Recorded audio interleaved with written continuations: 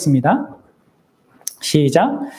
내가 주께만 범죄하여 주의 목전에 악을 행하였사오니 주께서 말씀하실 때 의로우시다 하고 주께서 심판하실 때 순전하시다 하리이다. 아멘. 여러분들, 사실 오늘은 10월 이제 20일 6일이죠. 그리고 이번 주가 사실 종교개혁 주일입니다. 제가 오전에는 또 깜빡하고 이제 얘기를 못했는데, 보통 이제 개신교 안에는 뭐 이 종교개혁 주일을 뭐 이렇게 지키는 그런 뭐 사람들도 있고 뭐 안 지키는 뭐 그런 사람도 있는데, 어쨌든 우리에겐 되게 중요한 날이죠. 특별히 이제 개신교인으로서는 종교개혁을 통하여서 이제 개신교가 이제 출발했기 때문에 이 날이 좀 의미 있는 날이고, 저희도 이제 좀 더 이제 교회가 세워져 가면서 이 날을 또 제가 또 잘 또 이렇게 기념하고 하는 것들 앞으로는 할 생각이긴 합니다. 어쨌든 여러분들, 이 종교개혁을 누구에 의해서 이게 시작되었는가를 우리가 상식적으로 다 알고 있잖아요. 누구예요? 네, 마틴 루터가 이제 그 성당, 교회당 문 앞에 그때 당시에 이제 아주 큰, 그리고 주된 그 루터가 사역하고 있던 그런 이 마을에 있는 가장 큰 그 교회당 앞에다가 95개조의 논제라고 불리는 반박문을, 그동안 이 카톨릭이 가리켰던 어떤 잘못된 교리에 대한 것에 대한 반박문을 99가지를 써서 이제 그것이 시발점이 되어가지고 이제 종교개혁이 일어났는데, 제가 종종 여러 번 얘기했습니다. 이 95개조 반박문의 첫 번째 항목은요, 여러분들이 상식적으로 잘 알고 있어야 돼요. 우리가 소일의문답 1번은 다 알잖아요, 이제. 그렇죠? 마치 그것처럼 이 95개조 반박문의 1번도 여러분들이 잘 알고 있어야 돼요. 한번 보여주십시오. 자, 이렇게 기록되어 있습니다. 우리 주, 같이 읽어봅시다. 우리 주 예수 그리스도께서 회개하라고 하셨을 때 이는 믿는 자의 삶 전체가 회개하는 삶이어야 함을 말씀하신 것이다. 네. 여러분들, 회개라는 것은 이제 예수님 믿을 때 딱 한 번 하는 그런 어떤 이 의식, 한 번 거치는 그런 의식이 아닙니다. 세례와 같이 그렇게 한 번 하는 뭐 이런 게 아니고요. 근데 이제 카톨릭은 그렇게 여겼다는 거예요. 잘못 이해했다는 것이죠. 그런데 성경은 뭘 얘기하고 있냐? 바로 이 회개하라는 이 명령은 일회적인 그런 회개가 아니라 신자의 삶 전체가 회개하는 삶이어야 된다라는 것을 가르친다는 것이죠. 예. 여러분들 이 사실 알고 있습니까? 우리의 신자의 삶은 계속해서 예수님 믿을 때부터 회개하는 삶이라는 거죠. 날마다. 예.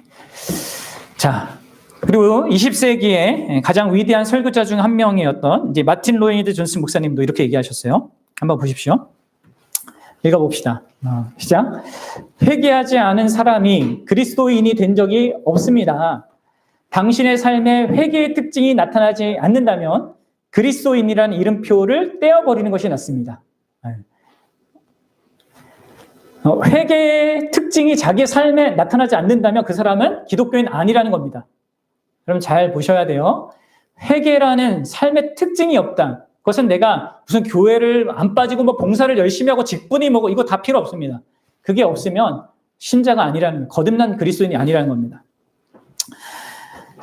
이 두 사람 모두 공통적으로 말하는 것이 무엇입니까?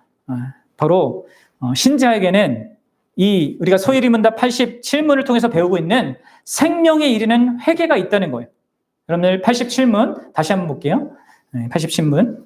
생명에 이르는 회개가 무엇입니까? 답. 생명에 이르는 회개는 구원의 은혜이고 이로써 죄인이 자기 죄를 바로 알고 그리스도 안에 있는 하나님의 자비를 깨달아 자기 죄를 슬퍼하고 미워하고 그 죄에 떠나 하나님께로 돌아가고 굳은 결심과 노력으로 새롭게 순종합니다. 그렇습니다. 그럼 이게 생명을 얻는 회개인데, 이 생명을 얻는 회개가 우리가 지난 시간에는 이것이 무엇인지, 어떤 게 잘못된 회개이고 진짜 참된 회개가 무엇인지를 다뤘다면, 이 생명 얻는 회개가 단회적인 게 아니라는 거예요.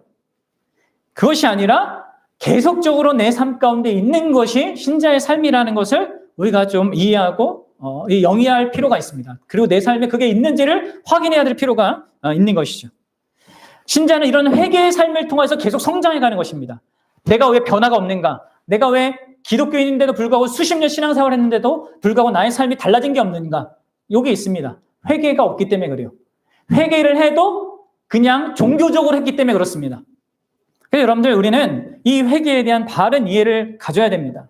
안 그러면 우리는 잘못된 회개, 곧 비성경적인 회개를 하면서 자기는 그래도 회개를 하고 있어. 회개를 하며 살고 있어. 그러면서 또 자기를 또 그리스도인이라고 또 착각하면서 살 수도 있단 말이에요. 많은 사람들이 이렇게 회개를 생각해요. 일단 일주일 내내 자기 마음대로 막 삽니다. 죄를 짓습니다. 그리고 주일날 예배 시간이든 아니면 주중에 모임이든 하나님 앞에 자기의 죄를 고백합니다. 자기가 생각나는 죄들을 하나하나 고백을 하는 거죠. 거짓말했던 거, 지나치게 분노했던 거, 부정직하게 행동했던 거, 가족에게 화냈던 거, 막 이렇게 내가 고백할 때마다 내 죄가 이렇게 지워진다고 생각을 해요. 네. 그리고 이러한 이 잘못된 회개에 대한 이해를 갖고 있으면 초신자 때는 이런 기도를 눈물도 막 흘리면서 합니다. 그리고 회개 시간도 길어요. 근데 점점 신앙생활 하면 할수록 이 죄에 대한 이 고백이 메말라져요. 네. 그리고 형식화됩니다. 왜냐하면 지난주에 했던 것 또 내가 또 용서해달라고 또 하고 있거든요. 반복하고 또 반복해서 그냥 똑같은 그런 것을 하다 보니까 이게 회개를 해도 이게 자기의 삶의 어떤 변화로 이어지지 않는 겁니다.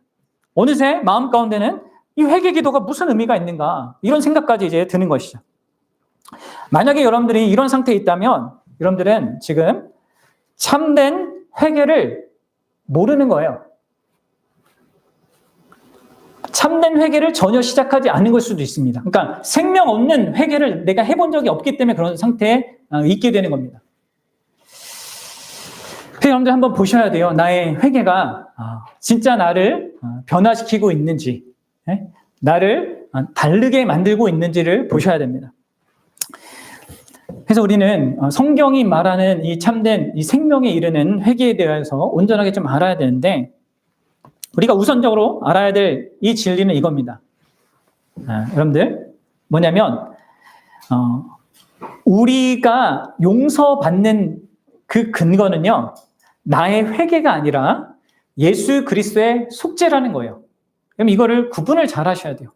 내가 회개하는 나의 회개 행위와 기도가 나를 죄 용서를 가져다 주는 것이 아닙니다. 나를 용서하는 것은요, 나를 깨끗게 하는 것은요, 내가 용서받는 근거는요, 나의 회개 기도가 아니라 예수 그리스도의 보혈이고 예수님의 중보다. 그럼 이것을 우리가 먼저 명확하게 해야 될 필요가 있습니다. 한번 상상을 해보십시오. 어떤 이 연쇄살인범이요, 그 살인을 저지르고 이렇게 경찰한테 잡혀서 법정에 섰다고 상상해 봅시다. 그는 그 재판을 받는 동안에 재판장이 막 열변을 통하면서 그의 문제점을 지적했어요. 그러자 그는 자기의 그 죄의 심각성을 깊이 깨닫습니다. 그리고 막 눈물을 흘리면서 자기 죄를 고백하고 막 잘못을 빌었습니다. 그 고백이 누구나 들어도 진실해요. 진실하게 보였습니다. 여러분, 그러면 그 사람을 재판하는 판사는 어떻게 반응해야 될까요? 너무 감동해가지고 무죄 선언을 해줘야 될까요? 어떻게 됩니까? 만약에 그렇게 된다, 그럼 어떻게 되는 겁니까? 그 판사는 불의한 판사가 되는 거예요. 불의한 존재가. 우리나라 법은요, 특히 이 범죄한 사람에 대해서 그 죄값을 치르도록 명시하잖아요. 그러니까 그 사람이 진짜 자기의 잘못을 깨닫고 뉘우친 것이 어느 정도의 감형 사유가 될지는 몰라도 무죄 선고를 내릴 수 있는 그런 이유가 될 수 없습니다. 만약 그렇게 판사가 그렇게 하면 그 판사는 불의한 판사고 우리는 그 판사를 진짜 판사로 인정하지 않을 겁니다. 연쇄살인범을 어떻게 그렇게 할 수 있겠습니까? 단순히 이렇게 눈물 한 번 흘렸다고.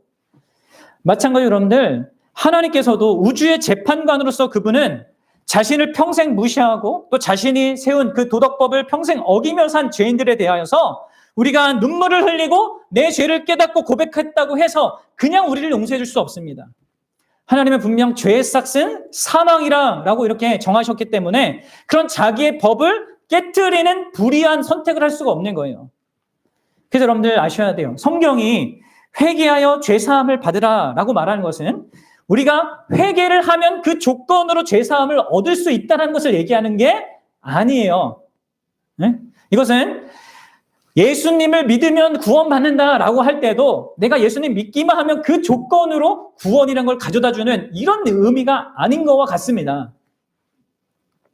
믿는 것이 조건돼서 구원받는 게 아니죠. 믿는 것은 진짜 최소한의 하나님으로부터 요구고 날 구원하는 건 뭡니까? 나의 믿음이 아니라 예수 그리스도가 날 구원하는 거예요. 회개하고 죄사함을 받으라는 것도 마찬가지입니다. 회개하는 것은 내가 마땅히 죄를 지은 자로 나의 죄를 고백하는 거지, 죄사함을 주는 것은 하나님이 주시는 거예요. 예수 그리스도가 주시는 겁니다. 그럼 이거에 대한 이 이해를 여러분 명확하게 잘 아셔야 되는 거예요. 사랑하는 여러분, 우리의 죄를 용서하는 것은 예수 그리스도께서 십자가에서 이루신 그 속죄 때문입니다. 그분이 흘리신 피 때문입니다. 그분이 우리의 죄값을 대신 짊어지고 우리 대신 죽으셨기 때문에 내가 용서받을 수 있는 거예요. 나의 그 무한한 죄가 그 무한한 보배로운 피로만 용서받을 수 있는 것입니다. 그래서 여러분들, 이 십자가의 속죄로 말미암아 우리가 그래서 회개하면 죄사함을 받을 수 있는 그 길이 열린 거라는 거죠. 그럼 이해가 되십니까? 사랑하는 여러분, 그래서 여러분들 죄 용서함을 받고 회개를 한다고 할 때 나를 용서하는 것이 무엇인지에 대한 명확한 이해를 먼저 가져야 돼요. 우리 죄에 대한 모든 형벌은 우리 주 예수 그리스도께서 단번에 전부 받으셨다는 사실을 우리는 항상 기억해야 합니다. 하나님은 자기 백성들을 사랑하셔서 그들의 모든 죄와 죄에 대한 그 진노와 저주, 그 심판을 자기 아들에게 쏟아 부으셨습니다. 그게 십자가란 말이에요. 그리고 그런 의미 때문에 예수 그리스도를 믿는 자들에게는 형벌이 객관적으로 면제되는 거란 말이에요. 마치 아까 제가 예를 든 그 연쇄살인범을 생각해 보십시오. 만약에 그가 심판을 받아야 되는데 누군가 대신 내가 형벌 받겠다 나선 겁니다. 그 실제로 그를 위해서 죽었습니다. 그럼 어떻게 되는 거예요? 그러면 이제 그 형벌이 이미 치러졌기 때문에 그 죄수에게 다시 형을 집행하는 것이 부당하게 되는 것입니다. 마찬가지예요. 십자가에서 예수님이 우리 죄인들이 그 우리의 죄로 말미암아 치러야 할 그 모든 형벌을 그분이 객관적으로 다 치루었어요. 그래서 그 예수를 믿는 자에게는 그 객관적인 형벌이 해결된 그것이 나의 것이 되는 은혜를 주시는 것입니다. 네? 그럼 이해가 되십니까? 네. 그리고 그런 맥락에서 우리는 우리의 과거의 죄, 그리고 현재의 죄, 그리고 미래 앞으로 지을 모든 죄까지 용서함을 받고 사함을 받게 되는 거예요. 네. 아까 우리가 하이델베르그 요리문답에서도 얘기했잖아요. 이제 내 안에 내가 싸워야 되는 그 죄에 대해서도 하나님이 더 이상 기억하지 않는다고. 그렇게 나를 보시는 거예요. 여전히 싸워야 될 죄가 있지만. 그래서 사도 바울이 에베소서 1장 7절에서 이렇게 얘기하는 거죠. 같이 읽어보겠습니다. 시작. 우리는 그리스도 안에서 그의 은혜의 풍성함을 따라 그의 피로 말미암아 속량 곧 죄사함을 받았느니라. 아멘. 그리스도 안에서 그의 은혜의 풍성함 따라서 그 피로 말미암아 우리가 죄 사함을, 죄 용서함을 받을 수 있는 겁니다. 회개 기도는 필요하지만 그 회개 기도가 나를 용서하도록 만들어주는 것이 아니라 예수 그리스도의 그 십자가에 대신 흘리신 그 희생이 나를 용서하게 한다. 네? 정말 이 사실을 알아요. 물론 이제 예수님을 통하여서 예수님을 믿을 때 우리가 받는 것은 죄사함만이 아니죠. 뭐예요? 우리는 의로운 자가 됩니다. 또 하나님의 자녀로 입양까지 됩니다. 다시 말해서 하나님의 영원한 사랑을 받는 대상이 됩니다. 이게 하늘에 속한 모든 신령한 복의 내용이란 말이에요. 그래서 여러분들 우리가 회개할 수 있는 것은 예수님의 이 죽으심이 우리의 죄의 문제를 다 다루었고 더 나아가서 우리를 그분 앞에서 의롭다고 해주셨고 또한 더 나아가서 우리를 자녀 삼아 주셨기 때문에 우리가 용서를 구할 수 있고 하나님은 기꺼이 나를 용서해 줄 수 있는 거예요. 이 객관적인 확고한 죄를 해결한 사건이 있기 때문에. 그래서 여러분들 잘 아십시오. 구원받기 전에는 십자가로 용서받고 구원받은 이후에는 내가 회개 기도를 막 열심히 하고 회개를 해서 용서를 얻는 거 그게 아니라는 거예요. 용서는 항상 그 용서를 베푸는 사람에게서부터 오는 겁니다. 나의 행위가 용서를 가져오는 게 아니에요. 그리고 이거는 일상생활에서도 마찬가지잖아요. 친구과의 관계 속에서, 부모와 관계 속에서, 아내와 남편의 관계 속에서 나를 용서해 주는 건 뭡니까? 내가 막 잘못했다고 빌었기 때문입니까? 그게 아니잖아요. 그 대상이 나를 용서해 주기로 했기 때문에 내가 용서받는 거잖아요. 네? 그래서 여러분들 명확하게 여러분 아셔야 됩니다. 그리고 만약에 여러분들이 내가 내 회개 기도가 아니면 나의 회개의 어떤 행위가 나를 용서한다고 생각하는 것은요, 뭐라고 이렇게 얘기하는 거나 마찬가지냐면 예수님의 그 십자가의 희생이 뭔가 부족한 것이 있다, 이렇게 얘기하는 것과 똑같은 게 되는 거예요. 그러니까 그거는 말이 안 되는 겁니다. 그것은 주님의 보혈의 가치를 깎아내리고 나의 행위를, 나의 회개하는 행위, 변화된 나의 어떤 그 변화된 어떤 모습의 그 행위 자체를 높이는 거예요. 나의 의를 쌓는 거예요. 그것은 결국 성령으로 시작하고 율법으로 마치는, 갈라디아에서 사도 바울이 이 교회에 대해서 책망했던 그 모습으로 하는 겁니다. 그러면 결국 회개는 우리 자신을 바꾸지 못하고요, 그냥 결국 자기 의를 쌓고 하는 그런 율법주의적인 어떤 종교 수단이 되어버리는 겁니다. 자, 그러면 우리가 보십시오. 우리의 죄를 용서하는 것은 그분이고, 그분이 십자가에서 객관적으로 흘리신 그걸로 인하여서 우리가 용서받는다고 하면, 그러면 우리가 더 이상 회개할 필요는 없을까요? 어떻습니까? 아니죠, 여러분들. 이렇게 우리가 회개할 필요가 없다라고 얘기하는 것이 소위 구원파라고 불리는 이단 종파가 갖는 주장인 거예요. 이들도 역시 뭐를 모르는 거냐면 이 예수님의 속죄와 이 회개의 의미를 구분을 잘 못하는 거예요. 그럼 다시요, 잘 보십시오. 속죄는 우리 죄에 대한 모든 객관적인 그 형벌을 면제해 주는 것이 속죄입니다. 예수님의 십자가의 속죄 사건이에요. 십자가 사건이에요. 그러나 여러분, 회개라는 건 뭐냐면 내가 범한 죄에 대해서 내가 주관적으로, 여러분 주관성이네요. 회개는 주관적으로 내 마음과 삶을 죄로부터 돌이켜서 하나님께로 향하는 겁니다. 그럼 이해가 되셔요? 물론 이때 이제 예수님의 공로와 예수님의 그 중보를 힘입어서 그렇게 하는 것인데 이것이 있어야 되는 거예요. 계속 있고 더 갈수록 생생해져야 되는 겁니다. 신앙생활하면 우리가 하나님을 아는 지식과 그분을 만나는 기쁨이 커져가기 때문에 동시에 여러분들 우리의 회개는 더 깊어져 가는 것이죠. 그래서 여러분들 잘 기억하십시오. 이런 맥락에서 여러분들 회개는 단순히 회개 기도하는 것만도 아니에요. 네? 회개 기도를 하면 되는 것이 아니라 뭡니까? 회개 기도가 먼저는 필요하죠. 하나님 앞에 내가 잘못이 이것이고 내가 이렇게 한 게 문제고, 그런데 내가 이제는 그렇게 하지 않고 이렇게 하겠습니다라고 하기 때문에 그 회개의 기도는 반드시 삶하고 이렇게 연결이 돼야 됩니다. 나의 행동하고 연결이 돼야 됩니다. 그렇죠? 그리고 그러한 삶으로 연결되는 그런 나의 회개 기도에 나를 용서하는 것은 뭐라는 것을 잊지 않아야 된다고요? 내가 이런 마음을 변화시키고 또 나의 잘못을 깨닫고 내가 행동을 이제 앞으로 고칠 거기 때문에 하나님 나를 용서해 주셔요가 아니에요. 하나님이 나를 위해서 해주신 그 은혜, 그 십자가의 은혜를 힘입어서 나를 용서해 주세요 라는 것입니다. 네? 용서는 그렇게 그분의 이름으로, 그분의 이름을 힘입어서 우리가 구하는 거고, 그것에 합당하게 내가 반응하여서 나의 마음을 바꾸고 삶을 바꾸는 게 연결되어야 되는 거예요. 그러면 하나님께서는 우리를 용서하지 않으면 안 되는 상황에 처하십니다. 내가 예수 그리스도를 힘입어서 회개할 때 나의 그 어떤 용서하는 마음이나 내 삶을 앞으로 바꾸겠다는 이 결정 때문이 아니라 내가 예수 그리스도를 힘입어서 예수님을 의지하여서 그 십자가를 의지하여서 회개를 할 때 하나님은 우리를 용서하지 않으면 안 되는 상황에 처해요. 왜요? 그것은 만약에 나를 용서하지 않으시면 하나님이 자기가 이룬 정해놓은 공의를 무시하게 되거든요. 불의한 분이 됩니다. 그래서 하나님은 그리스도의 공로 위에서 우리의 회개를 받아주시는 겁니다. 그래서 사도 요한이 만일 우리가 우리 죄를 자백하면 그는 미쁘시고 의로우사 우리를 용서한다고 그랬어요. 의로우셔서 용서한대요. 우리를 불쌍히 여겨서 용서하는 게 아니라 공의로우시기 때문에 용서해 준다는 거예요. 예수 그리스도께 이미 치른 그 죄 형벌의 그 대가가 있기 때문에 우리를 의롭게 용서해 준다는 것이죠.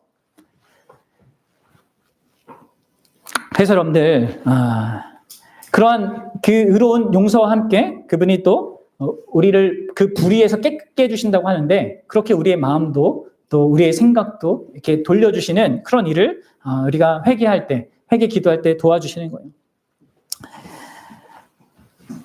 자, 그러면 이제 우리가 좀 생각해 볼 것은 좀 그럼 구체적으로 좀 어떻게 회개하는 자로 우리가 매일을 살아야 되는가, 이 측면입니다. 일단 회개는 용서받는 것은 내가 하는 회개의 기도나 회개 행위에 기반해서 받는 게 아니라 예수 그리스도 그분이 하신 것에 의하여서 내가 받는 거다. 그렇죠? 내가 회개하는 것은 당연한 겁니다. 마땅한 겁니다. 잘못한 거에 대해서 잘못했다고 하고 또 거기서 삶을 돌이키는 것은 마땅히 내가 해야 되는 것이 그것은 내가 용서받는 기반과 근거는 아니다라는 것을 명확하게 아십시오. 그러면 이제 어떻게 구체적으로 좀 회개를 해야 되는가, 이것을 오늘 우리가 이제 시편 51편 4절 말씀을 가지고 좀 생각을 좀 구체적으로 해보겠습니다. 다시 한번 여러분들 명확하게 아십시오. 여러분들의 회개가 결국 나의 삶 가운데 나에게 기쁨을 가져다 주지 않았다면, 또 나의 삶에 긍정적인 어떤 변화를 가져다 주지 않았다면 우리는 회개를 잘못한 거예요. 그럼 이걸 아셔야 돼요. 회개한 것은요, 그 회개의 결과가 여러분들에게 기쁨이 있어야 됩니다. 회개는 끝나고 그냥 울고 끝나는 게 아니에요. 회개의 끝에는 기쁨이 있어야 돼요. 그리고 그 기쁨은 여러분들을 바꿔야 합니다.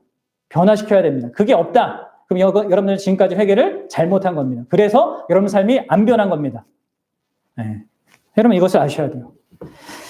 자, 시편 51편 4절 이 말씀 함께 보도록 하겠습니다. 읽어볼게요. 시작. 내가 주께만 범죄하여 주의 목전에 악을 행하였사오니 주께서 말씀하실 때 의로우시다 하고 주께서 심판하실 때 순전하다 하시다 하리라. 아멘. 여기서 이 다윗은요, 자기가 진짜 끔찍한 범죄를 저질렀잖아요. 그러면서도 무감각했는데 하나님이 나단이라고 하는 선지자를 보내서 다윗의 그 심령을 깨트려서 죄를 보게 했단 말이에요. 그럼 이제 회개 기도하는 그게 이제 51편의 내용이란 말이에요. 여기에서 어떻게 회개하는지를 보여주고 있어요. 신자는 어떤 그 중심으로 회개하게 되는지. 이 4절에 회개의 중요한 요소들이 다 있습니다. 내 안에 이게 있는데 봐야 돼요. 또 이러한 식으로 회개하기를 여러분 연습해야 됩니다. 자, 첫 번째로 먼저는 여러분들 죄를 명확하게 봐야 합니다. 죄를요, 바르게 봐야 합니다. 여기 보면 다윗이 뭐라고 하냐면 내가 주의 목전에서 악을 범했습니다. 이렇게 얘기하고 있습니다. 무슨 말입니까? 하나님의 눈앞에서 내가 범죄했습니다. 라고 이렇게 말하고 있어요. 그 말은 우리가 회개할 때 진짜 우리 죄를 어떻게 인식해야 되는지를 보여주는 것입니다. 그러니까 다른 말로 하면 우리의 양심을요, 내가 이게 잘못할 때 걸리잖아요. 그 걸리는 나의 양심을요, 진리로, 율법으로, 하나님의 말씀으로 제대로 가리키는 게 필요하다는 거예요. 다시 말해서 하나님이 보시는 방식으로 나의 죄를 보는 게 필요합니다. 그러니까 주의 목전에서, 주의 눈앞에서 내가 죄를 범했습니다 라는 말이 그 말이에요. 그래야지만 우리의 이 죄에 대한 감각과 인식이 올바르게 될 수 있는 것입니다. 그러니까 주변 사람들이 보는 수준에서 죄의 문제를 보는 것이 아니라, 내가 생각하는 수준에서 이 죄의 문제를 보는 것이 아니라 하나님의 눈앞에서 나의 죄가 무엇인지 어떤 의미인지 이것을 보는 게 1차적으로 필요하다는 것이죠. 그러니까 죄를 볼 때 다윗과 같이 여러분들 다른 사람이 나를 평가하는 거, 내가 내 자신을 평가하는 거, 이게 아니라 하나님이 평가하는, 하나님이 바라보시는 이 죄의 관점으로 나를 보는 게 이게 필요하다는 거예요. 그럼 우리는 우리 주변 문화가 잘못됐다, 틀렸다 말하는 것들이 있습니다. 그렇죠? 이 전통 사회에서 틀렸다고 얘기하는 게 지금 다르고, 지금 현재 사회에서 이 포스트 모더니즘 사회에서 사람들이 틀렸다고 말하는 게 달라요. 이런 기준들이 아니에요. 부모가 이건 아니다, 이건 옳다, 우리에게 가르쳐준 것들이 있습니다. 우리 친구들이 이건 맞아, 이건 틀려, 이렇게 말하는 것들이 있습니다. 또 내 기준에서 나름 갖고 있는 그런 기준들이 있습니다. 여러분들, 근데 과연 그게 진짜 틀린지 어떻게 확신합니까? 응? 과연 다수결로 모두가 옳다고 하는 그것이 진짜 옳은 걸까요? 히틀러 나치 시대 때 다수가 히틀러를 추종했는데 그게 맞은 거였습니까? 그냥 엘리트들이 그럼 정해야 될까요? 아닙니다, 여러분들. 진짜 뭐가 옳고 그른 것은요, 그것은 이 세상을 창조하시고 이 세상에 자연 법칙을 두실 뿐만 아니라 도덕 법칙 두신 그 하나님 되심, 또 그분의 그 규정하신 거, 거기에서 비롯돼야 한단 말이에요. 그래서 여러분들, 우리가 진짜 회개하기 위해서는 뭐가 필요하냐면 하나님의 이 도덕법, 이것을 명확하게 알아가야 돼요. 그러니까 10계명을요, 바르게 알아가야 되는 거예요. 그리고 그 10계명으로 나의 양심을 교육해야 됩니다. 그러면 우리의 고장난 양심이요, 점차 깨어나게 되는 겁니다. 뭐가 진짜 선이고 악인지를 10계명이 명확하게 가르쳐 주거든요. 이게 이제 먼저 있어야 돼요. 주의 목전에서 나의 죄를 보는 거. 하나님의 시각으로 나의 죄를 이해하는 거. 그리고 두 번째, 그런 죄를 회개하기 위해서는요, 그런 나의 죄를 진짜 인정하고요, 내가 그 죄를 지었다는 것을 인정하고 진짜 고백해야 합니다. 인정과 고백이 필요합니다. 다시 말해서 그 죄에 대하여서 내가 어떤 책임을 져야 한다면 그건 내가 다 져야겠다라고 인정하는 게 필요하다는 거죠. 그냥 용서하면은 책임을 안 져도 돼야 된다고 생각하는 거예요. 잘못된 착각이에요. 기독교는 그렇게 얘기하지 않습니다. 진짜 내가 죄를 진 거에 대해서 내가 인정하고 고백할 뿐만 아니라 그게 내가 책임질 게 있다면 반드시 지겠다는 그런 마음과 중심으로 고백하는 게 바로 우리의 진짜 회개의 그런 내용이어야 합니다. 그래서 여러분들 여기 이제 보면 이 다윗이 내가 범죄였습니다. 또 내가 악행을 했습니다. 이렇게 얘기하고 있잖아요. 그러니까 자기의 죄를 지금 고백하고 있는 거예요. 내가 그거에 대해서 책임을 반드시 지겠다. 이렇게 말하고 있는 겁니다. 근데 우리는 보통 그렇게 하지 않죠. 우리가 죄악된 일을 하면 우리가 뭐부터 나와요? 변명부터 나와요. 아담처럼요. 일반적으로 사람들은 자기 죄를 인정하고 고백하고 책임지기를 싫어합니다. 이런저런 변명으로 자기 행위를 합리화해요. 사실 다윗도 그럴 수 있었습니다. 우리아가 이렇게 죽은 게 사실 실제적으로는 요압이 앞에다가 내놓고 했기 때문인 거고 암몬 족속이 죽였잖아요. 이렇게 변명할 수 있단 말이에요. 다. 나의 의도를 잘못 알아서 요압이 그렇게 했다.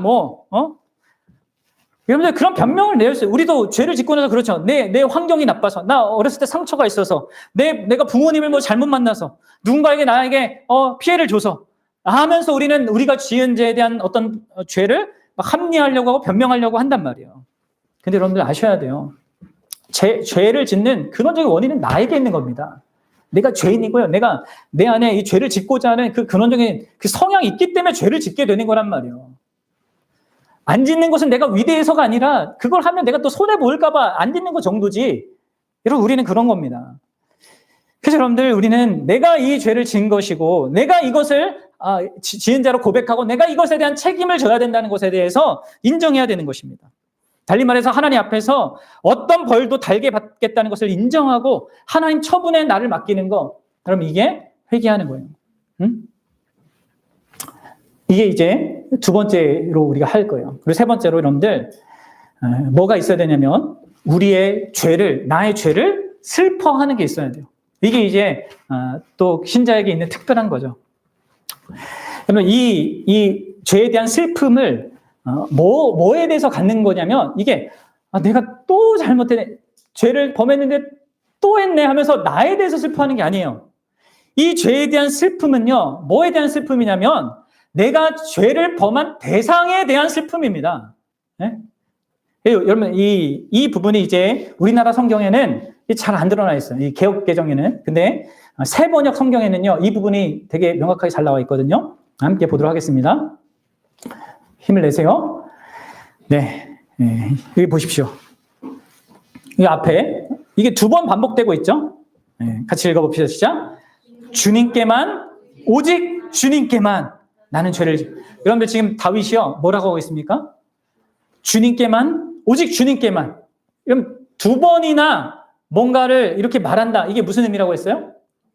이게 막 진짜 감정에 겨워서 큰 슬픔 속에서 고백하는 겁니다. 다윗이 압살롬을 잃었을 때 압살롬아, 압살롬아 했잖아요. 마지막 날에 그 예수님을 막 찾아가는 그 거짓 선지자들이 주여 주여 할 때도 다 여러분들 감정적인 어떤 게 다 있는 거란 말이에요. 히브리의 이 감정의 표현을 이렇게 두 번 이렇게 표현하면서 이 감정을 정서로 표현합니다. 그러니까 지금 다윗은 슬퍼하고 있습니다. 엄청난 슬픔으로 슬퍼하고 있는데 그것을 누구 때문에 슬퍼하고 있는 겁니까? 자기가 또 죄를 범했네라는 슬픔이 아니에요. 내가 주께 범죄했다는 거예요. 주님께, 나를 사랑하시는 그 하나님께 대하여서 죄를 범했다라고 표현하고 있는 것입니다. 이것은 다윗이 밧세바에게 죄를 범하고 우리아에게 죄를 범하고 요압에게 죄를 범하지 않았다는 얘기가 아닙니다. 그것보다도 내가 주님께만 죄를 범했다는 것은 바로 내가 진짜 항상 기억해야 될 그 하나님을 무시하고 하나님이 나를 위해서 주신 하나님의 그 법을 가볍게 여기고 내가 한 일이 결국 하나님 당신을 대적한 일이었다는 것을 깨닫고 거기에서 아파하는 거예요. 슬퍼하는 것입니다. 그래서 여러분들 지금 내가 주께만 오직 주께만 범죄했다는 이 말은 어떤 사실을 말하는 게 아니에요. 내 마음을 아프게 하는 사실이 바로 이거다라고 하면서 슬퍼하고 있는 것입니다.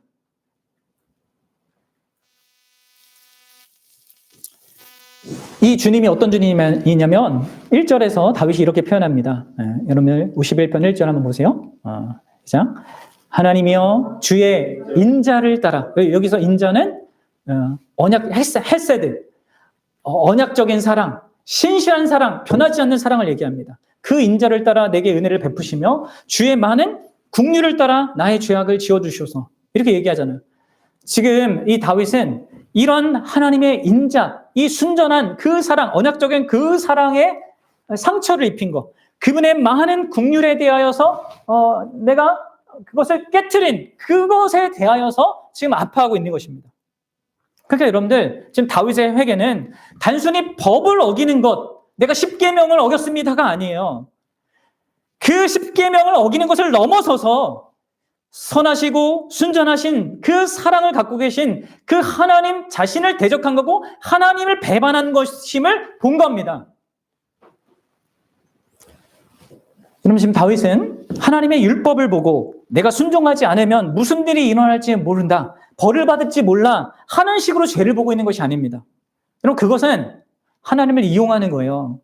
내가 원치 않는 어떤 죄값을 받기 싫어서 더 순종해야겠다. 이것은 하나님을 이용하는 겁니다.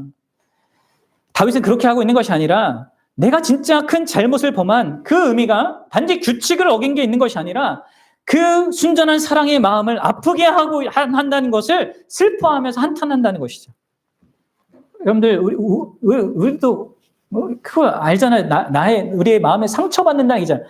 이 어떤 내가 사랑한 대상이 어떤 죄를 범해서 나의 마음을 아프게 하고 상처 나게 하는 어떤 행위를 한다는 것에 대한 우리 감각이 있지 않습니까? 그것을 하나님은 더 예민하게 느끼시는 겁니다. 하나님의 백성이 우리가 죄를 범할 때. 그리고 우리는 그것 때문에 회개를 해야 되는 거예요. 그런 것을 슬퍼하면서. 처벌에 대한 두려움 때문에 회개하는 것이 아닙니다.